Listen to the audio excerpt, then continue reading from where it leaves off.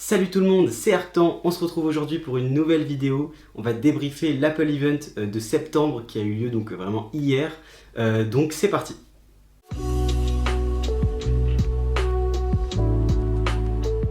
Apple a commencé en douceur avec les nouvelles Apple Watch, les Apple Watch Série 10. Alors c'est vrai que pour le 10e anniversaire des Apple Watch, personnellement je m'attendais à quelque chose d'un petit peu plus folklorique, d'un petit peu plus fou, comme par exemple pour le 10e anniversaire des iPhones. On était passé à l'iPhone X, donc vraiment tout nouveau design, nouvelles fonctionnalités, tout ça. Et là c'est vrai qu'on reste un peu sur notre faim avec cette Apple Watch Série 10. Elle propose des nouveautés qui sont bien, qui sont intéressantes, mais voilà, ça change pas radicalement le produit et c'est un peu dommage. Au programme de cette Apple Watch Série 10, on a donc un écran plus grand de 46 mm maximum si je me trompe pas, avec un très très bel écran, un écran OLED qui est en plus grand angle, c'est-à-dire que vraiment il vient se courber sur la montre. Le design est un peu différent, j'ai l'impression qu'il est un petit peu plus rond que sur les anciennes versions. Alors il est toujours carré bien sûr, mais un petit peu plus arrondi j'ai l'impression. Et donc voilà, cet écran est plus lumineux, il y a la nouvelle puce S10 dans la montre, donc elle est plus efficiente, elle est plus économe en énergie. L'écran est aussi mieux visible, surtout sur les angles un petit peu fermés, quand on a notre montre par exemple sur les genoux, ou voilà, toutes ces choses là. Il y a une nouvelle matière qui a l'air vraiment sympa, qu'on retrouvait avant sur les iPhone 7 il y a assez longtemps, c'est le noir de G, donc c'est la matière aluminium, mais noir de G, donc un peu poli et qui réfléchit la lumière, ça a l'air vraiment sympa. Et donc justement pour ces nouveaux coloris, on a en aluminium le noir de G, l'argent et le rose. Et ensuite on a une nouvelle matière, c'est le titane qui arrive sur les Apple Watch. Et donc là on a titane naturel, or et ardoise. Donc voilà, il y a quelques nouveautés sympas, notamment l'arrivée de la fonctionnalité pour détecter l'apnée du sommeil. Ça va pas que arriver d'ailleurs sur l'Apple Watch 10, ça va arriver sur la 9 je crois, et l'Apple Watch Ultra il me semble. Et donc ça voilà, c'est franchement sympa, des nouveautés sur la santé, ça fait toujours plaisir. Il y a aussi un meilleur haut-parleur et ça va nous permettre de lire des contenus directement sur la montre, donc que ce soit de la musique ou différents contenus audio, donc ça c'est plutôt sympa, moi j'apprécie. Il y a une nouvelle appli qui est l'application Marée, donc on pourra regarder les marées de la mer tout simplement, avec un profondimètre qui est intégré directement dans la montre, donc comme sur l'Apple Watch Ultra 2, et on pourra aussi connaître la température de l'eau grâce à l'Apple Watch Série 10. Apple nous promet une autonomie de 18 heures, donc c'est bien, mais c'est pas assez, moi je trouve encore, comparé à d'autres montres sur le marché ou même à l'Apple Watch Ultra, tout simplement, Ultra et Ultra 2, c'est encore pas assez, mais j'ai l'impression qu'Apple assume un petit peu ce côté où l'autonomie ne dure pas toute la journée, parce que là ils ont fait des efforts sur la recharge. Apple nous promet de pouvoir gagner 80% en seulement 30 minutes de charge. Donc ça annule un peu ce côté où l'autonomie est pas ouf, parce que du coup en la chargeant très peu de temps, on va pouvoir gagner beaucoup d'autonomie. Et donc concernant le prix de cette Apple Watch, elle est lancée au prix de 449 €. Pour l'Apple Watch Ultra, pas de nouveaux modèles, on a seulement quelques nouveautés qui arrivent sur l'Apple Watch Ultra 2, donc qui est déjà au catalogue, notamment une nouvelle couleur, donc une couleur noire très sympa, et un nouveau bracelet milanais qu'on va pouvoir donc adapter à notre Apple Watch Ultra. Passons maintenant aux AirPods, là il y a quelques nouveautés assez sympas aussi. Apple a dévoilé des nouveaux AirPods 4, donc c'est les AirPods classiques finalement, et donc ils ont dévoilé la 4e génération de ces AirPods. Apple nous promet un meilleur son grâce à une nouvelle architecture à l'intérieur directement des écouteurs, avec une nouvelle puce, etc. On va pouvoir hocher la tête pour parler à Siri, par exemple si on reçoit une notification ou un appel, on pourra juste faire comme ça de la tête pour répondre, ou faire non comme ça de la tête pour ne pas répondre justement. Donc ça voilà, c'est une nouvelle manière d'interagir, si on est en public ou quoi, ça peut être très sympa. Ces AirPods pourront nous offrir l'audio spatial personnalisé et une meilleure isolation de la voix, parce que c'est vrai que l'isolation de la voix quand on passe des appels avec les AirPods c'est franchement nul. Donc j'espère qu'ils ont vraiment fait beaucoup d'efforts de ce côté-là, même si je pense que ce sera absolument pas parfait.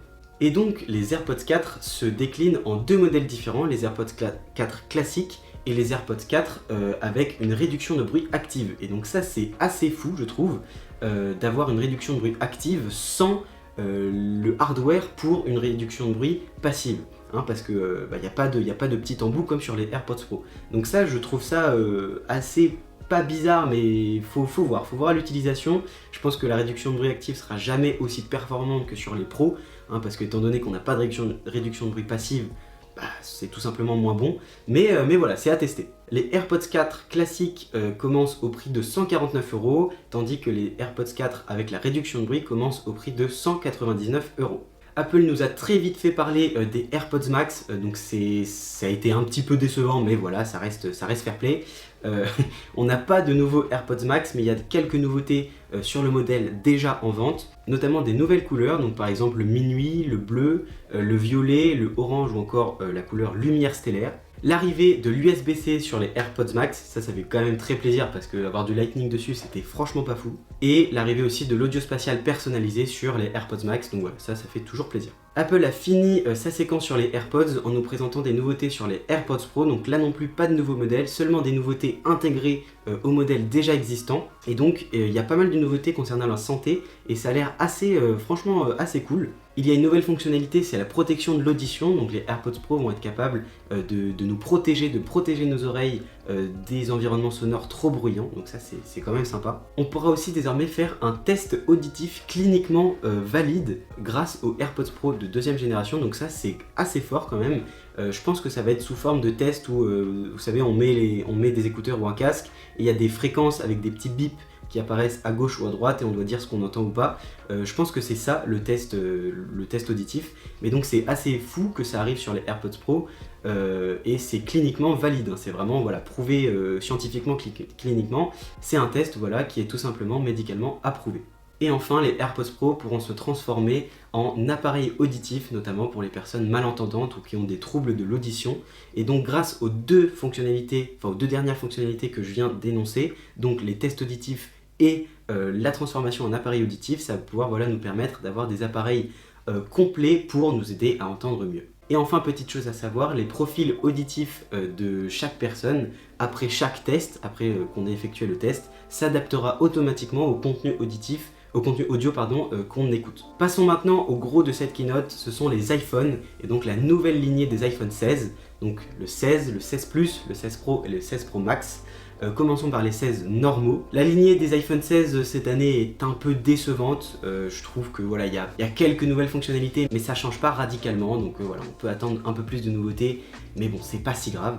On sent sur ces iPhone 16 que toute l'architecture du téléphone et de la puce a été entièrement pensée pour Apple Intelligence, avec donc cette nouvelle puce, la A18, ils ont sauté une génération, la A18 qui est directement dans ces iPhone 16, et donc il y a toute l'architecture de la puce, les CPU, le GPU, la gravure, tout ça, c'est vraiment pensé pour Apple Intelligence, pour un maximum de performance sur Apple Intelligence. Il y a un nouveau Ceramic Shield sur l'écran, donc de deuxième génération, qui est 50% plus résistant que le Ceramic Shield première génération. Il y a 4 couleurs qui ont l'air très sympas sur ces nouveaux iPhone 16. Il y a Outremer, Sarcelle, Rose, Blanc et Noir. Ça fait 5.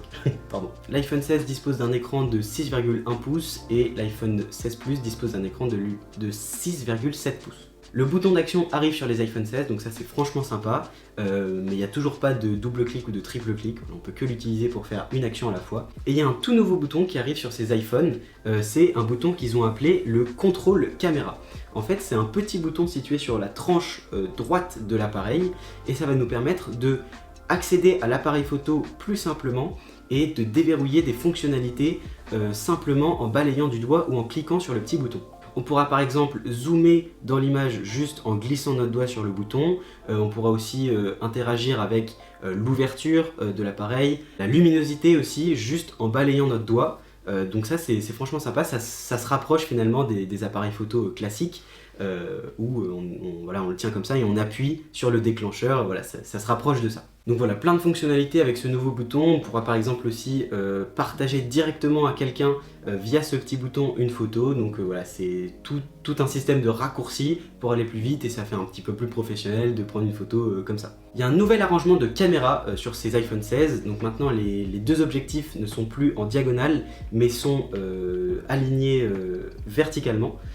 Ça va permettre de pouvoir prendre des vidéos spatiales, notamment pour l'Apple Vision Pro. La caméra principale est une caméra de 48 mégapixels, donc avec un mode fusion qui permet de fusionner plein d'images pour avoir le meilleur résultat possible. Ils nous permettent un téléobjectif de 2 fois, donc c'est un mix, j'ai l'impression, entre un crop capteur et et un zoom, donc ça va voilà, nous permettre d'avoir une image zoomée qui est mieux définie.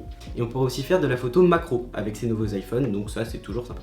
Donc voilà, il y a pas mal de nouveautés, notamment sur le côté photo-vidéo, mais ça transcende pas non plus, ça casse pas trois pattes à un canard, ces nouveaux iPhone 16. Passons maintenant au 16 Pro, et là pour le coup, je trouve que Apple met de plus en plus l'accent sur le côté professionnel des iPhone Pro, et c'est vraiment sympa, il y a vraiment plein de nouveautés, avec des nouveautés majeures, mais aussi des petits détails qui font toute la différence quand on est un professionnel de l'image.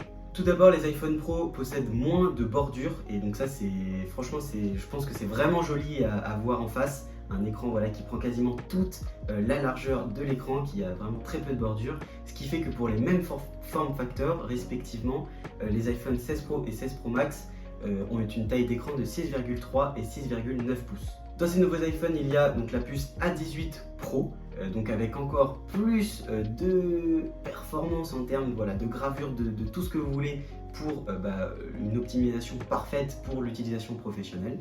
L'iPhone 16 Pro dispose de 4 finitions en titane, le titane blanc, le titane noir, le titane naturel et le titane couleur sable. Donc voilà, très joli, ça a l'air vraiment sympa. L'objectif principal est aussi une caméra de 48 mégapixels avec un mode donc fusion. L'objectif ultra grand angle sur ces iPhone 16 Pro passe en 48 mégapixels avec une plus grande ouverture, et ça c'est vraiment très sympa. Parce que l'ultra grand angle c'est bien, mais c'est vrai que c'est pas comparable avec l'objectif qu'il y a de base sur les iPhones.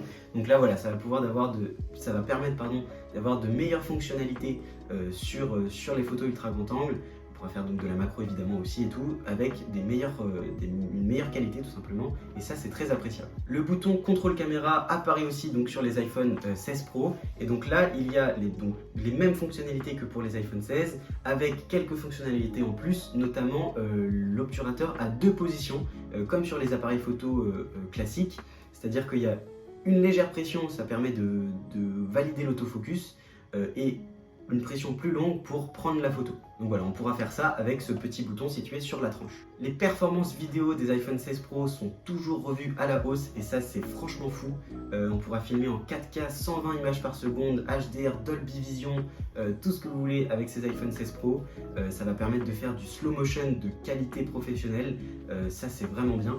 Ils ont d'ailleurs montré toutes ces petites fonctionnalités en faisant un clip pour The Weeknd. Donc voilà, un clip totalement fait à l'iPhone qui est en slow motion, qui est filmé en 4K 120 images par seconde, et c'est vraiment joli. Les iPhones se rapprochent de plus en plus des appareils photo, des caméras professionnelles, et on peut faire énormément de choses qu'on ne pouvait pas faire avant avec des iPhones, et ça a un rendu très propre et vraiment joli. On pourra bien évidemment faire des vidéos spatiales pour l'Apple Vision Pro. On a aussi 4 micros de qualité studio, donc pour pouvoir avoir une meilleure performance dans l'enregistrement sonore, mais pouvoir aussi enregistrer en Dolby Atmos.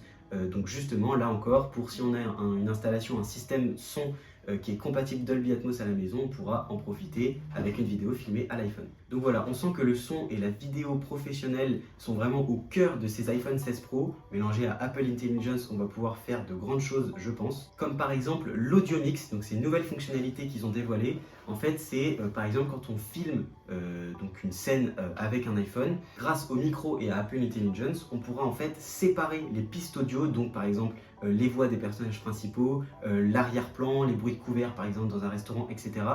Ça va permettre de dissocier chaque piste sonore pour pouvoir après créer un mix parfaitement exploitable et avoir un rendu le plus cinématique possible. Donc voilà, ces nouveaux iPhone 16 Pro sont de plus en plus professionnels, et on peut vraiment faire des choses très belles avec eux. Ces iPhones commencent au prix pour le 16 Pro de 1229 €, mais en 128 Go, et ça je trouve ça assez honteux, surtout pour un modèle professionnel.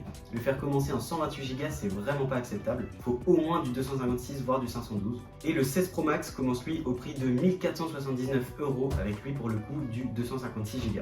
Voilà, on en a maintenant fini pour ce débrief de cette keynote Apple de la rentrée. Je pense qu'Apple va refaire une keynote d'ici fin octobre, je pense, pour dévoiler les nouveaux Mac, notamment les MacBook Pro. Donc on se retrouvera dans pas longtemps. J'espère que cette vidéo vous a plu, et en attendant, prenez soin de vous. Ciao tout le monde.